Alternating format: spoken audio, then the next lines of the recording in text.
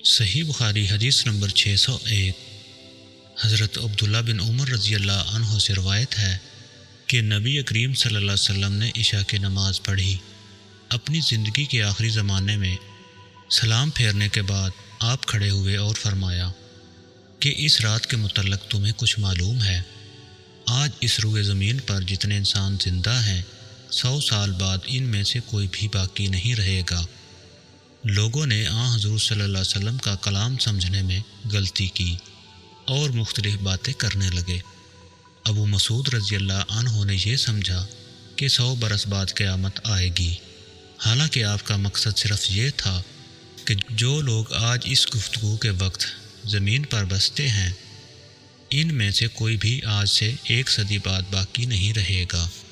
آپ صلی اللہ علیہ وسلم کا مطلب یہ تھا کہ 100 برس میں یہ قرن گزر جائے گا۔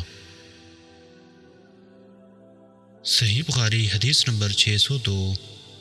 ابو عثمان نے عبد الرحمن بن ابی بکر سے یہ حدیث بیان کی کہ اصحاب صفہ نادار مسکین لوگ تھے، اور نبی کریم صلی اللہ علیہ وسلم نے فرمایا کہ جس کے گھر میں 2 آدمیوں کا کھانا ہو تو وہ تیسرے اصحاب صفہ میں سے کسی کو اپنے ساتھ لیتا جائے، اور جس کے ہاں 4 آدمیوں کا کھانا ہے تو وہ 5ویں یا 6 آدمی کا صاحبان والوں میں سے اپنے ساتھ لے جائے۔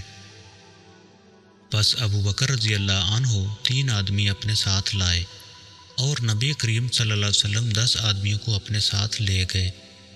عبد الرحمن بن ابی بکر رضی اللہ عنہ نے بیان کیا کہ گھر کے افراد میں اس وقت باپ، ماں اور میں تھا۔ ابو عثمان راوی کا بیان ہے کہ مجھے یاد نہیں کہ عبد الرحمن بن ابی بکر نے یہ کہا یا نہیں کہ میری بیوی اور ایک خادم جو میرے اور ابو بکر رضی اللہ عنہ دونوں کے گھر کے لیے تھا یہ بھی تھے۔ خیر، ابو بکر رضی اللہ عنہ نبی کریم صلی اللہ علیہ وسلم کے یہاں ٹھہر گئے اور غالباً کھانا بھی وہیں کھایا۔ صورت یہ ہوئی کہ نماز عشاء تک وہیں رہے، پھر مسجد سے نبی کریم صلی اللہ علیہ وسلم کے حجرہ مبارک میں آئے اور وہیں ٹھہرے رہے تاکہ نبی کریم صلی اللہ علیہ وسلم نے بھی کھانا کھا لیا، اور رات کا ایک حصہ گزر جانے کے بعد جب اللہ تعالیٰ نے چاہا تو آپ گھر تشریف لائے تو ان کی بیوی ام رومان نے کہا کہ کیا بات پیش آئی کہ مہمانوں کی خبر بھی آپ نے نہ لی، یا یہ کہا کہ مہمان کی خبر نہ لی؟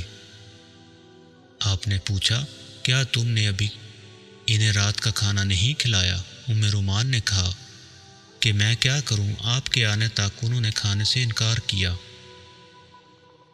کھانے کے لیے ان سے کہا گیا تھا لیکن وہ نہ مانے۔ عبد الرحمن بن ابی بکر رضی اللہ عنہ نے بیان کیا کہ میں ڈر کر چھپ گیا، اور ابو بکر رضی اللہ عنہ نے پکارا اے غنجر، یعنی او پاجی۔ آپ نے برا بھلا کہا اور کوسنے دیے، فرمایا کہ کھاؤ، تمہیں مبارک نہ ہو، خدا کی قسم میں اس کھانے کو کبھی نہیں کھاؤں گا۔ آخر مہمانوں کو کھانا کھلایا گیا۔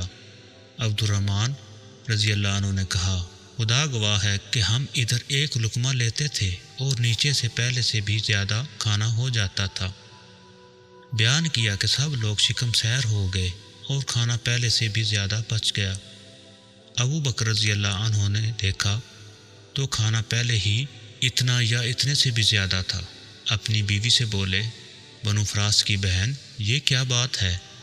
انہوں نے کہا کہ میری آنکھ کی ٹھنڈک کی قسم یہ تو پہلے سے 3 گنا ہے۔ پھر ابو بکر رضی اللہ عنہ نے بھی وہ کھانا کھایا اور کہا کہ میرا قسم کھانا ایک شیطانی وسوسہ تھا۔ پھر ایک لقمہ اس میں سے کھایا اور نبی کریم صلی اللہ علیہ وسلم کی خدمت میں مکیہ کھانا لے گئے اور آپ کی خدمت میں حاضر ہوئے۔ وہ صبح تک آپ کے پاس رکھا رہا۔ عبد الرحمن نے کہا کہ ہم مسلمانوں کا ایک دوسرے قبیلے کے لوگوں سے معاہدہ تھا اور معاہدہ کی مدت پوری ہو چکی تھی۔ اس قبیلہ کا وفد معاہدہ سے متعلق بات چیت کرنے مدینہ میں آیا ہوا تھا۔ ہم نے ان میں سے 12 آدمی جدا کیے، اور ہر ایک کے ساتھ کتنے آدمی تھے اللہ کو ہی معلوم ہے۔ ان سب نے اس میں سے کھایا۔ عبد الرحمن رضی اللہ عنہ نے کچھ ایسا ہی کہا۔